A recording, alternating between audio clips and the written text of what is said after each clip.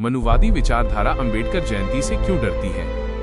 आखिर क्यों हर साल 14 अप्रैल को कुछ लोग उत्सव मनाते हैं तो कुछ असहज महसूस करते हैं? क्या एक व्यक्ति की जयंती किसी विचारधारा के लिए चुनौती बन सकती है? नमस्कार दोस्तों, आपका स्वागत है हमारे चैनल पर। आज हम एक ऐसे विषय पर चर्चा करने जा रहे हैं जो इतिहास, समाज और विचारधारा तीनों से जुड़ा हुआ है। प्रश्न है, क्या मनुवादी सोच अंबेडकर जयंती से डरती है, और अगर हाँ तो क्यों?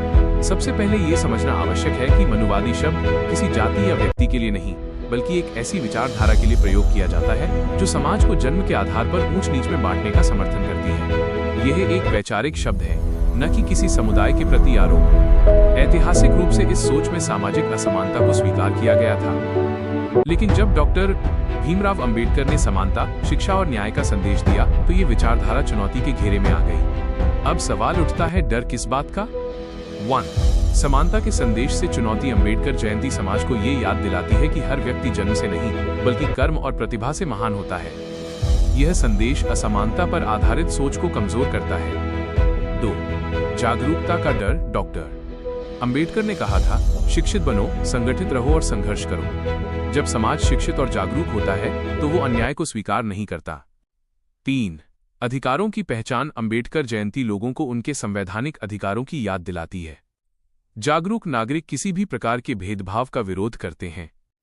4. सामाजिक परिवर्तन का प्रतीक। ये दिन सामाजिक न्याय, समानता और लोकतंत्र की जीत का प्रतीक है, और हर परिवर्तन पुरानी असमानताओं को चुनौती देता है। इसलिए ये कहना अधिक उचित होगा कि अंबेडकर जयंती किसी व्यक्ति या समुदाय के लिए नहीं, बल्कि असमानता और अन्याय पर आधारित विचारधाराओं के लिए चुनौती है। प्रेरणादायक पंक्ति, जहां ज्ञान और समानता का प्रकाश होता है, वहां भेदभाव का अंधकार स्वयं मिट जाता है।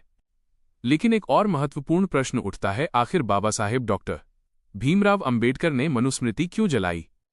इस ऐतिहासिक सत्य को जानने के लिए बने रहिए हमारे साथ। डिस्क्लेमर, ये वीडियो ऐतिहासिक तथ्यों और इतिहासकारों के शोध पर आधारित है। इसका उद्देश्य केवल शैक्षिक और जागरूकता फैलाना है।